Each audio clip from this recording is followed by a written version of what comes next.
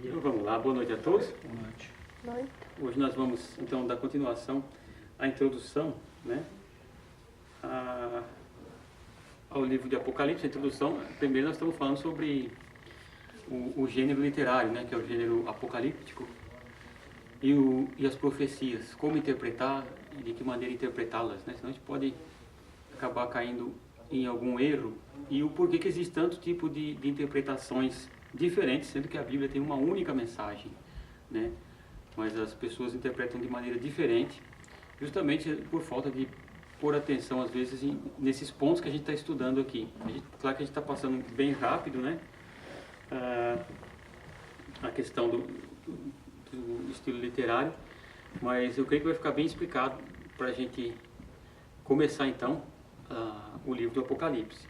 Então, o problema que nós estávamos estudando é a questão da profecia e do linguagem apocalíptica, no que elas diferem, no que elas parecem uma com a outra, né? Hoje nós vamos falar um pouco sobre a questão dos problemas na interpretação, né?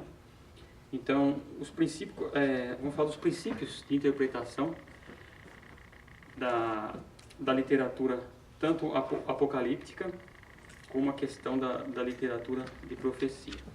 Então, um primeiro problema que aparece aí é o que se chama, em teologia, o problema do sensus plenium. O que é sensus plenium, né? A palavra do latim, que significa o seguinte: quando o profeta escreveu aquilo que ele estava escrevendo, ele tinha noção de tudo o que ele estava falando, ou ele tinha noção daquilo que ele estava falando, mas não sabia as consequências daquilo inteiramente. Então existem aí duas linhas de pensamento. Existem os que acreditam que o profeta sabia inteiramente todas as consequências, todos os detalhes daquilo que ele estava falando que ia acontecer.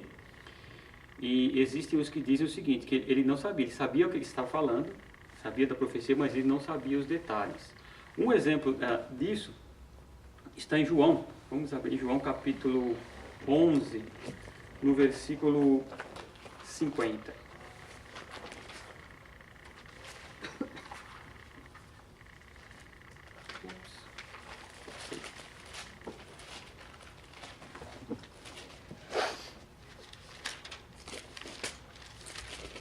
Então, olha só.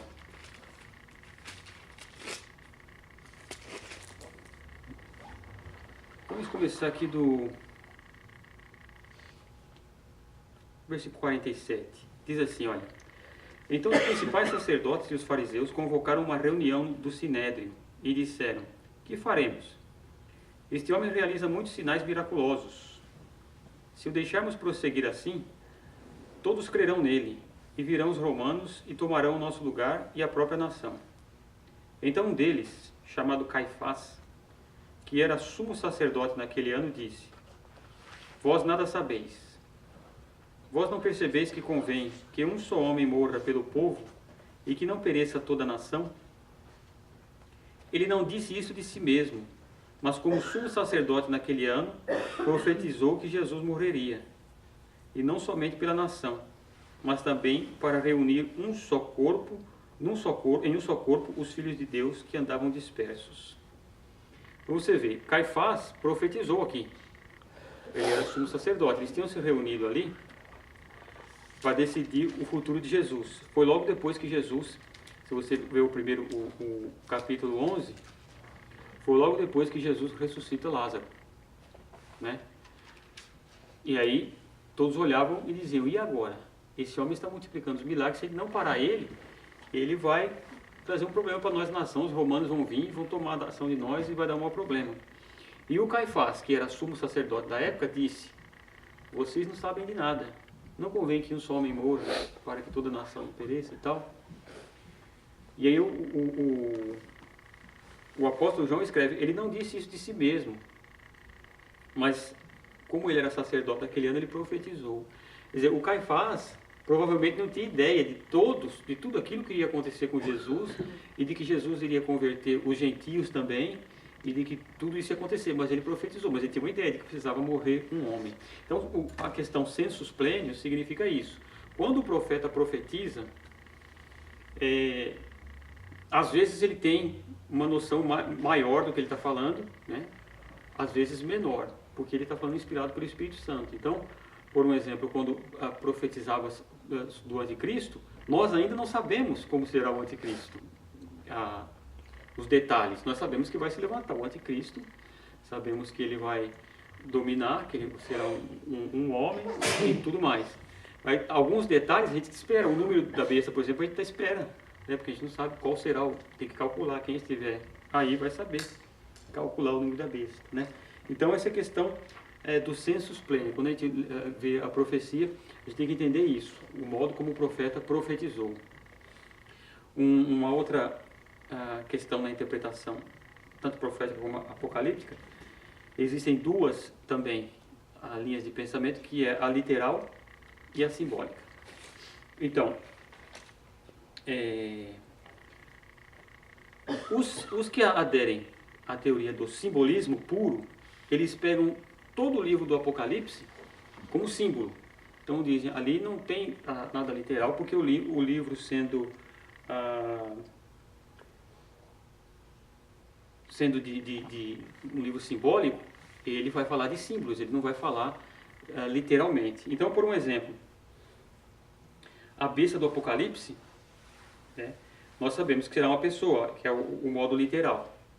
Okay? Porque fala, você é homem, todas as outras profecias vão dizendo que ele é um homem, né? Na análise simbólica, eles veem que é a personificação da ânsia de poder, não é um homem. Então, alguns até interpretam como um modelo de governo, ou o comunismo, ou alguns interpretar como o nazismo, porque dizem, a besta não vai ser um homem, vai ser uma ânsia de poder, né? De lucro, né? Babilônia, por um exemplo, os que veem simbolicamente, dizem não ser uma cidade. Aqueles que creem literalmente dizem Babilônia é uma cidade que existiu tudo. E simboliza Roma, uma cidade também. Aqueles que vão pelo modo simbólico dizem que Babilônia significa ânsia de lucro. Então, como o mundo hoje está só buscando lucro e lucro e lucro, é isso que simboliza Babilônia, né? Então, como é que a gente faz para saber quem está certo? Não é? A gente olha e fala assim, mas peraí, alguém tem que estar falando a coisa certa. O que nós temos que fazer é buscar os outros textos e os cumprimentos das outras profecias como foram, né? Se foram de modo literal ou se foram de modo simbólico. Outras profecias apocalípticas, por exemplo. Então, por um exemplo, quando o Daniel interpreta o sonho do Nabucodonosor, que ele tem um sonho com uma estátua, e o Daniel fala, ó, a cabeça da estátua é você, porque você é o maior de todos os reis, você é a cabeça de ouro. Depois de você virá outro império, que será menor que o teu, e será um império de prata, né? Que era a questão aqui do tórax, né? Depois ele diz que era o reino Medo-Persa, né, que veio o Xerxes, o Artaxerxes e tudo. Depois virá a parte do estômago aqui, que será o de bronze, que era o Império Grego, né? Depois as pernas de ferro, que era o Império Grego, que era o Alexandre o Grande. Depois as pernas de ferro, que era o Império Romano. E depois os pés, em parte ferro, em parte barro, que é o reino do Anticristo. Então, como se cumpriu essa profecia? Ela era simbólica, mas se cumpriu realmente em reinos que Daniel tinha dito. Serão reinos assim, assim, assim, assim. Então, analisando dessa maneira, nós começamos a interpretar as outras profecias à luz das que se cumpriram. Então, nós veremos que, mesmo o livro sendo simbólico, tem coisas literais. E mesmo sendo literal, se você for como buscar uma interpretação literal, vai ter coisas simbólicas. Então, por um exemplo, qualquer literalista que for, né, se no caso disser a mulher assentada sobre os 7 montes, se eu for pegar literalmente tudo que está escrito ali, ou a mulher teria que ser muito grande ou os montes muito pequenos, né? Então, lógico que ele vai interpretar simbolicamente. E o simbolista, por mais simbolista que seja, Tem coisas que ele tem que interpretar literalmente. Quando aparece, por exemplo, o Cristo para João, aparece com um monte de simbologia, mas era o Cristo, tem que ser ele simbólico, ele apareceu mesmo para João, né? E então, para resolver esse problema, nós temos que ir nas outras profecias, como elas se cumpriram, né? O problema das profecias, da questão muito simbólica e de muita analogia, ele surgiu pelo seguinte problema. Quando Israel deixa de ser nação no ano 70 depois de Cristo, que o rei Tito entra, destrói tudo, leva o povo cativo, destrói o templo, não tem mais templo. Israel ficou espalhado pelo mundo quase 2000 anos. Israel ficou espalhado. Quer dizer, Israel ficou sem nação, Israel ficou sem um lugar para estar. Israel foi dominado várias vezes por vários povos. Esteve lá os turcos, esteve lá um monte de gente. Não dava nada, a terra estava seca, né? Então, você imagina um intérprete bíblico, né, da época, do começo do segundo século, anos 100 e pouco, tal, até 1948, né, onde Israel se torna nação.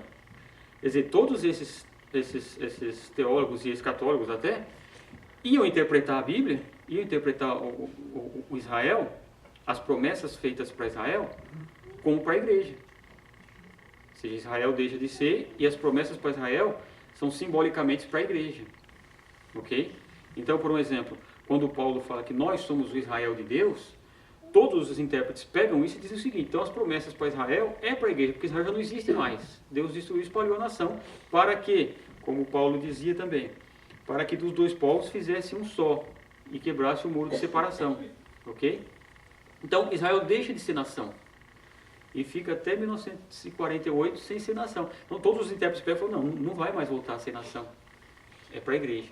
E aí entra toda a interpretação simbólica. E aí, em 1948, Israel volta a ser nação. E agora? Né? Muitos ainda continuam com a mesma interpretação simbólica, né?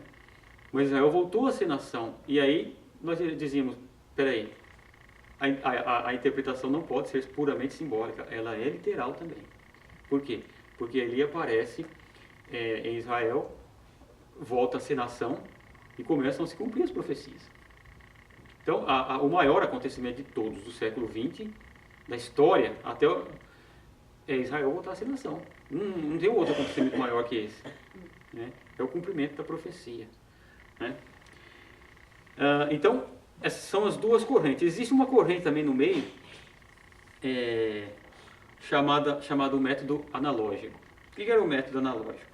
O método analógico, ele pega as profecias literais, mas interpreta ela atualizando no tempo. Então, o que eles dizem, por exemplo? Eles dizem: a batalha do Armagedon não será feita com cavalos, como está escrito lá. Ela será feita com tanques de guerra, porque na época, se Deus mostrasse tanques de guerra para o profeta, ele não ia entender e não ia conseguir escrever aquilo que estava escrito. Nessa linha, várias pessoas tentam provar que na Bíblia estava profetizado a invenção do avião, estava profetizado a invenção dos carros, estava profetizado várias coisas. Que fala em asas, né? Fala em asas de tal. Asas de ferro. De ferro, passando tal. Então eles falavam: olha o avião, né? A profecia sobre o avião. O problema com essa interpretação é o seguinte: novamente, como se cumpriram as outras? Né? Foi literalmente do jeito que estava escrito ou analogicamente? Então, por um exemplo, quando Jesus está no templo e ele passeia no templo e eles olham, os discípulos olham e falam: olha que grande templo, olha que coisa maravilhosa. E Jesus fala assim: estão vendo tudo isso aqui? Não vai sobrar pedra sobre pedra. Se cumpriu analogicamente, simbolicamente ou literalmente? Literalmente. Porque quando metem fogo no templo, derrete o ouro, eles puxam as pedras para pegar o ouro, né?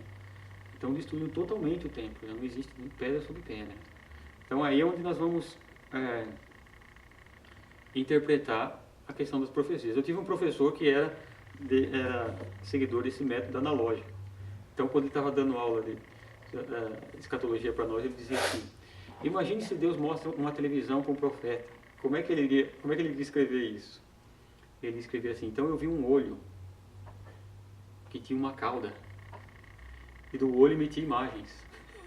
Né? Então quer dizer, muito dificilmente Deus iria fazer isso, porque o Deus a questão do que Deus da profecia justamente é isso, é acontecer aquilo que nenhum de nós pode imaginar que vai acontecer, né? Então guerras em Israel cercado por um exército cheio de cavalos, a gente pensa, nessa época de hoje é impossível, com tanto de armas atômicas e tanques de guerra e tal, e isso a gente pensa, seria impossível isso acontecer. Pois nós nos esquecemos que no mundo há uma grande, hoje, na nossa atualidade, há uma grande propaganda para o desarmamento mundial. Não é? Primeiro começa o desarmamento do ser humano, do pessoal, do cidadão, e depois se acontece uma terceira guerra, ou se acontece alguma catástrofe, tá vendo? Se não tivesse arma não tinha acontecido isso. E o anticristo, os globalistas, justamente é isso, é desarmar a população e desarmar para se ter paz em Israel, o anticristo será um homem de muita lábia. Então como é que ele pode fazer para que haja paz em Israel? Israel acho que é a 7ª hoje, potência em armas no mundo, né? Está rodeado de inimigos e ninguém entra lá, né? Porque se entrar vai ter problema, né? Então, o que diz a profecia, às vezes nós pensamos, mas isso é impossível acontecer, mas é justamente por isso que é a profecia de Deus, porque para os olhos humanos é impossível acontecer do jeito que está escrito, né? Você vê que o templo de Herodes o templo de Salomão foi construído, depois reconstruído, depois Zorobabel, Herodes foi lá e reformou o templo, né? E eles diziam, esse templo demorou 40 anos para ser construído, né? E tal, olha o tamanho dessas pedras. E quem passou para Israel esses dias vai ver o tamanho das pedras que está lá no muro das Lamentações, que é o muro que sobrou, né? Como colocaram aquelas pedras lá, é um negócio incrível. E sem bombas como tinha naquele tempo, a cavalo e tudo, para derrubar aquele templo todinho, é coisa de Deus, né? Então, a questão, o método que nós usamos para interpretar os acontecimentos que vão acontecer é só checar as profecias antigas que já se cumpriram, né? E aí nós vamos ver que modo elas se cumpriram. Você acha que vai alguma coisa a ver com cavalo de verdade, ou o cavalo simboliza os mísseis, ou whatever? Porque o cavalo é dado como meio de transporte. Então um míssil já é um cavalo. Essa é a interpretação analógica, né? Agora, o livro do Apocalipse, João fala que ele viu um monte de cavalo lá, né? Então... Isso é só uma curiosidade. Então, pode ser que haja um desarmamento mundial. Acaba com não proíbam ter mísseis e armas tão potentes em guerra para que não mata tanta gente. E que só os exércitos lutem, né? E volte a ser como era antigamente. Pode ser que isso aconteça, não sabemos, né? Também que mas ok.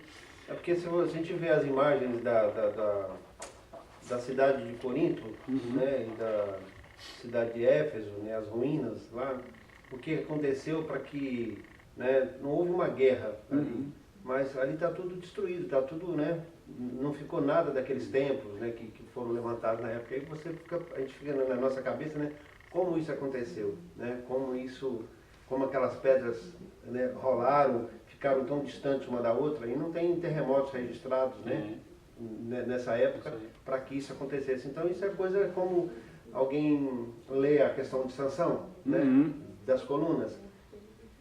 Puxa vida, né, para nós com a mente humana, é impossível um homem, né, derrubar um pilar daquele tamanho. Derrubar um pilar, mas alguma coisa aconteceu para que aquilo se movesse, né? Algo sobrenatural. Porque o natural a gente entende, sobrenatural não tem como. Sem chance, né? E uma vez, acho que foi o pastor José Rodrigues que falou assim, olha, se a Bíblia tivesse dito que um homem engoliu um grande peixe, eu acreditava. Quanto mais um grande peixe engoliu um homem. Né? É muito fácil, né? Então são coisas realmente que... É por isso que a Bíblia é o livro de Deus, né? Porque ela fala de coisas que, para nós, a gente olha e fala, não vai, isso é possível acontecer um negócio desse. E quando a gente vê os meios que acontecem e chega lá, né? Acho que foi na década de 80, estudava, tinha um professor, e o professor citou a respeito que eles estavam querendo implantar o governo mundial com uma só moeda no mundo e tal. A gente estava na sala de aula e deu risada, falou, isso não é possível, o nosso dinheiro não vale nada, como é que vai competir com outro dinheiro de outro país e tal. Mas na década de 80 já queriam colocar um governo mundial, né? E não deu certo, porque não era a época ainda, não é o tempo ainda, né? Até que se chega o tempo onde o governo mundial vai ser implantado, e é o anticristo, né? Bom, um outro problema na questão da interpretação da linguagem apocalíptica é a universalidade dos símbolos. Então, por um exemplo, há pessoas que pegam todos os símbolos e interpretam eles universalmente. Então, por exemplo, azeite sempre vai ser símbolo de Espírito Santo, fermento sempre vai ser símbolo de doutrina errada e tal e tal. Porém, o símbolo às vezes muda, né? Então, por isso que é interessante nós, quando você vai analisar um símbolo, você analisar o contexto que ele está em volta. São elementos de doutrina errada? Às vezes não. Você vê, por isso que é importante a gente analisar o contexto em volta do que está falando, para ver o que o símbolo significa. Quando Jesus chega para os discípulos e fala assim, olha, acautelai-vos do fermento dos fariseus, que é da doutrina dos fariseus, né? Porque os fariseus falam uma coisa, fazem outra, ensinam isso para vocês, tal. Então, ser o fermento deles. Em uma outra parte, Jesus fala assim, o reino dos céus é semelhante ao fermento que uma mulher põe em 3 medidas de massa. Quer dizer, já tem outro significado ali, o mesmo fermento, né? Então, ao invés de nós tomarmos um símbolo universalmente, sempre na Bíblia, é necessário analisar o contexto em que ele está falando aquilo, né? Por um exemplo, há números na Bíblia que são símbolos. Número 7, né? Número 12, número 40, tudo isso são 10, tudo isso são números simbólicos, né? O número 1000, não se tem ideia ainda se ele é simbólico, parece não ser. Porque não tem lugares na Bíblia onde diz 1000, a não ser no livro do Apocalipse que fala o reino de 1000 anos de Cristo. Ou 1000 cairão ao seu lado, do outro lado, né? Então, quando fala do número 1000, as pessoas que interpretam simbolicamente falam, não, o número 1000 é um reino simbólico. Mas não se fala em Bíblia assim, na Bíblia, de maneira assim clara, de simbolismo do número 1000. Fala do número 7, né? Número 12, essas coisas. Mas número 1000, não. Né? Um outro problema é o problema da... Tá dando para pegar aí? Vocês estão anotando aí? Vocês trouxeram o caderno para anotar? O outro problema é da questão de profecia, é condicionalidade. Você vê que nas profecias existia sempre uma condição que dizia assim, né? Se o meu povo me obedecer e fizer isso, vocês comerão melhor da terra. Se eu disser a um profeta, faz isso, aquilo, outro, dita isso para a nação, e aquela nação se arrepender, eu também me arrependerei do mal que profetizei contra aquela nação. Então, quando nós dizemos isso aí, como dizer esse tipo de coisa de um Deus que é imutável? Deus não tem variação, ele não muda. Como é que diz que Deus muda de ideia e se arrepende? A linguagem usada de arrependimento de Deus, mudança de ideia e tal, é uma linguagem humana. É uma linguagem para que nós humanos entendemos o que Deus está falando. Porque Deus não mudou de ideia, o castigo continua. Não foi Deus que mudou, foi o homem que saiu debaixo do castigo. Porque o castigo continua ali. Se fizer e voltar, o castigo vai acontecer. Então, não está escrito isso, né? Exatamente. Não é? Então, Deus diz, prega para Nínive que eu vou acabar com eles. O Jonas não quer ir, que fala, não, vai que esse povo se arrepende e Deus não pune eles nada. Quero que se dane, né? É a palavra de ontem, né? Jonas não era brincadeira, não é igual aquela menina, não. Aí, Jonas prega. E o povo se arrepende. E Deus não faz o mal que ele falou que ia fazer. Foi Deus que mudou de ideia? Não, o povo estava debaixo de castigo. E o povo estava andando aqui debaixo do castigo de Deus. O povo se arrependeu e saiu debaixo do castigo. Continua, Deus não tem variação.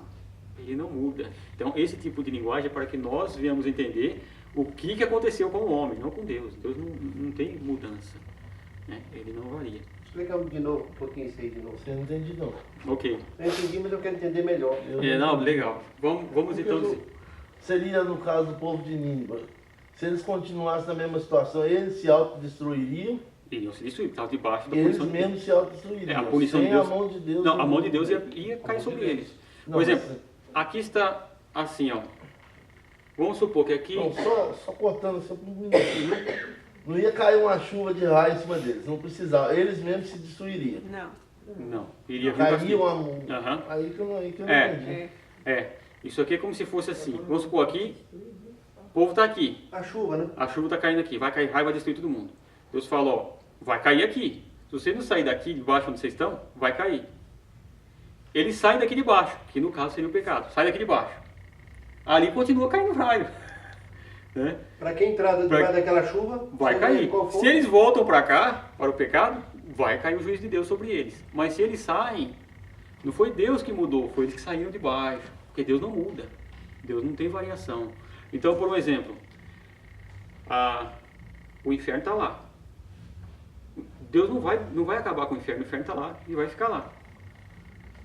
Então, o pecador vai para o inferno? Vai. Agora, se o pecador se converte, é Deus que mudou de ideia? Não, é ele que mudou de caminho.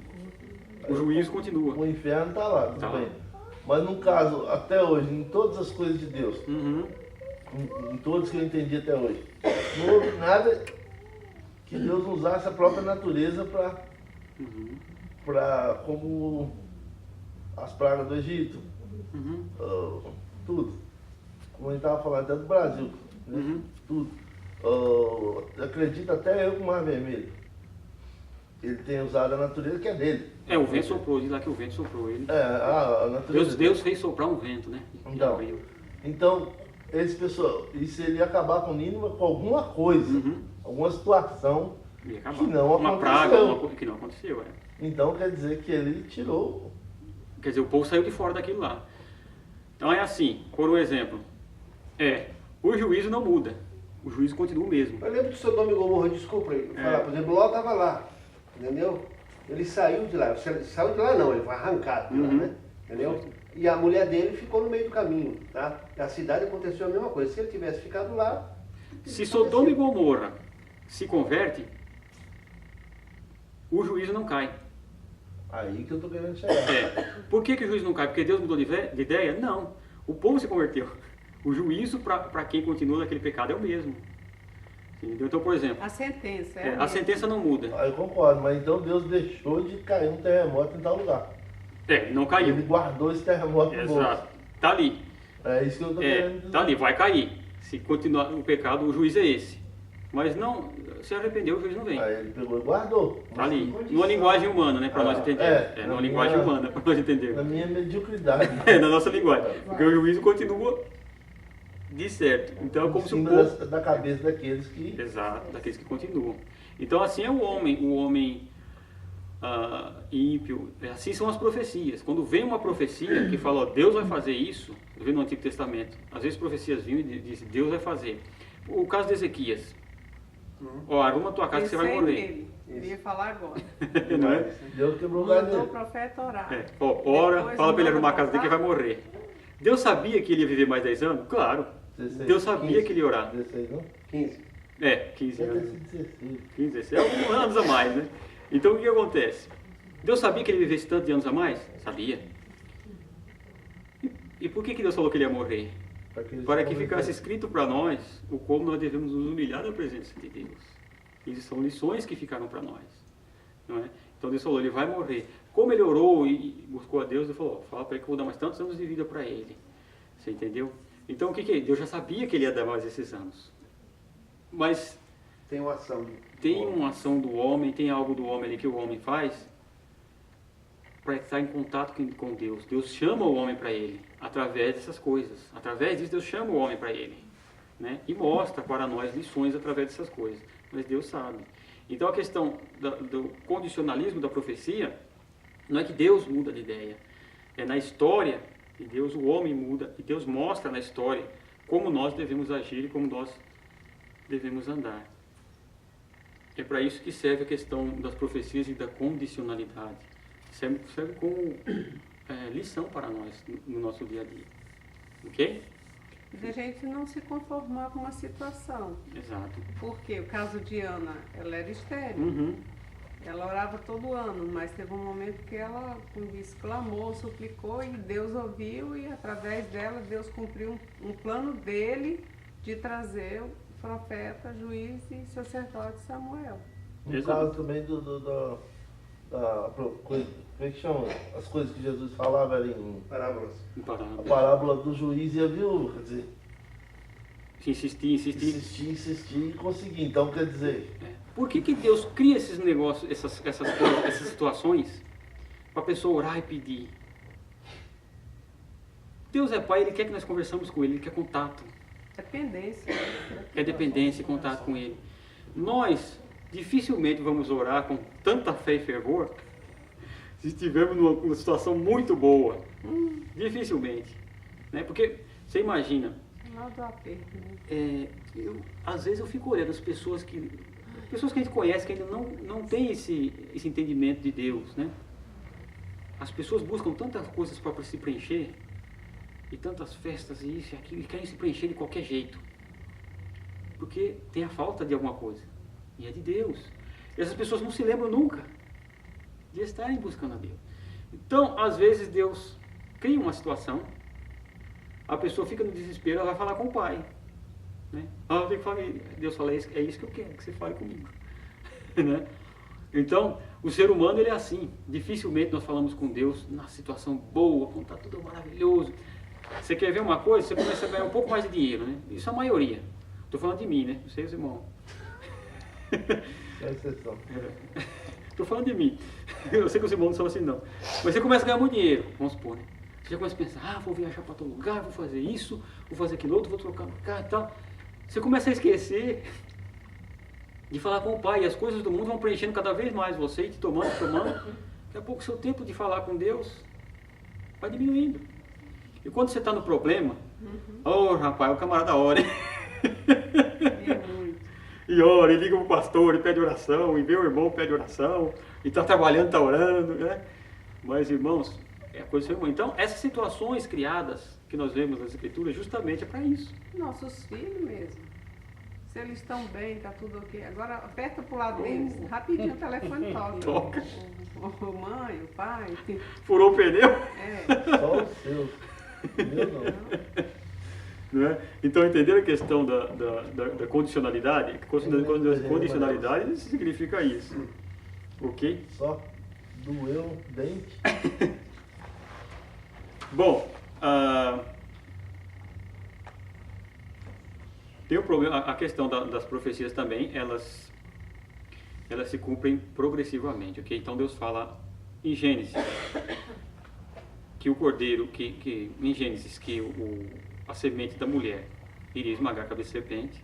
Depois ele chama Abraão, de você vai vir uma semente, e depois vai vindo. Depois vem Moisés e fala, depois de mim se levantará outro, a esse, igual a mim, a esse vocês vão ouvir. E vem até o Cristo. Então, a revelação divina, ela vem progressivamente, até se culminar no Cristo e depois no reinado milenário. Então, as coisas vêm se cumprindo, profecias vêm se cumprindo, elas não se cumprem de uma vez só.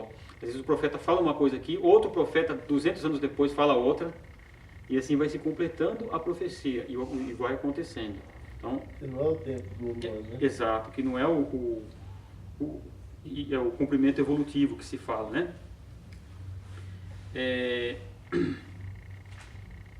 Então, por um exemplo, uma outra coisa chama-se contração profética. Tem uns nomes, mas isso aqui é nome teológico. Vocês vão sair daqui teólogos. Né? O que é contração profética? Às vezes o profeta fala uma coisa. Você pode ver quando você for ler profecia. Você pegar os livros. Por isso que muita gente não consegue entender profecia. Fala, eu não entendo nada do que eu leio. E principalmente gente que às vezes vai ler a Bíblia pela primeira vez, abre um livro de profeta, vou ler o profeta Isaías. Não entende nada, não lê a Bíblia porque eu não consigo entender. Mas é lógico. Você não tem esses materiais aqui para você entender. O que é a contração profética? Às vezes o profeta começa a falar de uma realidade, ele dá um pulo na cronologia daquilo lá, fala de outra coisa, né? Sem dar nenhuma respaldo histórico daquilo. Você fica perdidinho.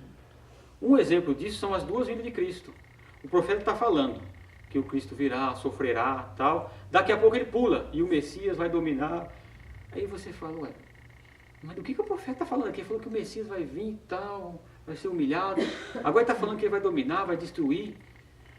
E a pessoa entra em parafuso. É por isso que os judeus até hoje não aceitam o Messias, Jesus, como Messias. Porque eles acreditavam no Jesus, o Messias, que ia vir e destruir o Império Romano e tudo.